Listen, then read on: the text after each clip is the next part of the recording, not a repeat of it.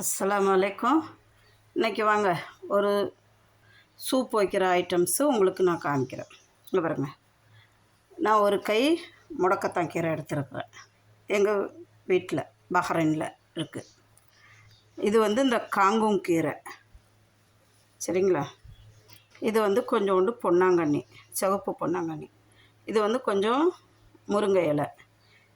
இது கீழா நெல்லி. இங்கே பாருங்க, இப்போது முருங்கைக்கீரையில் உங்களுக்கு தெரியும் இரும்பு சத்து நிறையா இருக்குது. பொன்னாங்கண்ணின்னு எதுக்கு பேர் வந்துச்சுன்னா, இந்த பொன்னாங்கண்ணியை சாப்பிட்டா கண்ணுக்கு அவ்வளோ ஒரு இது கிடைக்கும். பொன்னாங்கண்ணி முடிக்கு நல்லது, கண்ணுக்கு நல்லது. இந்த கீழா நெல்லி நம்ம ரத்தத்தில் இருக்கிற கிருமியை அகற்றும். மஞ்சக்காமாலைக்கு நல்லது. மெயின் ரத்தத்தில் உள்ள கிருமியை அகற்றுறதுக்கு இந்த கீழா நெல்லி ரொம்ப உதவி பண்ணுது. இது எங்கள் வீட்டில் விளைஞ்ச காந்தாரி மிளகு. இந்த சூப்புக்கு இந்த 2 மிளகு போதும், காரம் அவ்வளோ இருக்கும். இந்த முடக்கத்தாங்கீரை உங்களுக்கு தெரியும். முடக்கத்தாங்கீரை இட்லி தோசை மாவுக்கு அரைக்கிறப்பையும் போட்டு அரைக்கலாம், பருப்பு போட்டு கூட்டும் வைக்கலாம், இல்லைன்னா சூப் மாதிரி வைக்கலாம். இந்த காங்கும் கீரை சூட்டை தணிக்கும். இந்த கீரை நம்ம ஊரில் பாருங்கள், ஆற்றுல கொடி கொடியாக ஓடி இருக்கும்.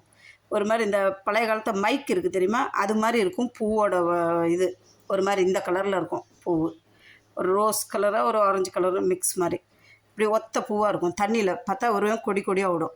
அதை நம்ம இப்படி உடச்சி பார்த்தோமா, இங்கே பாருங்க, இப்படி பைப் மாதிரி இருக்கும்,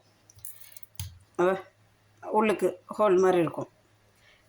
இது நம்ம ஊரில் நீர் பாசன இடத்துல இந்த ஒரு தண்டு இருந்தாவே பரவிடும்.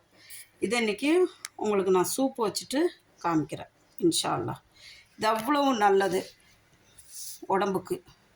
இது சூட்டை தணிக்கக்கூடியது காங்கும் கீரை. இது பொன்னாங்கண்ணி கண்ணுக்கு முடிக்கு எல்லாத்துக்கும் நல்லது. இது நம்ம முட்டி வலிக்கு அவ்வளோ நல்லது. கீழா நெல்லி நம்ம ரத்தத்தை சுத்தம் பண்ணும். பொன்னாங்கண்ணி இரும்பு சத்து. அதுக்கு 2 காந்தாரி மிளகு, வானம் பார்த்த மிளகான்னுவாங்க. இந்த 2 மிளகா காரமே ஜாஸ்தி தான் இதுக்கு இன்ஷா அல்லாஹ். அதுக்கு ஒரு வெங்காயம், ஒரு வெள்ளைப்பூண்டு, இஞ்சி பூண்டு பேஸ்ட் எடுத்துக்குவேன். வேறு ஒன்றும் இல்லை, அல்லாஹ் இருக்கிறேன். வேறு எதுவுமே தேவையில்லை. இதுதான் இதோட ஐட்டம். இஞ்சி பூண்டு பேஸ்ட்டு, ஒரு வெங்காயம், 2 பச்சை மிளகா, கொஞ்சோண்டு ஜீரகம், மஞ்சத்தூள், தேவைக்கேற்ற மஞ்சத்தூள், உப்பு போட்டுக்க வேண்டியது தான் இன்ஷா அல்லாஹ். அல்லாஹ் இருக்கிறேன்.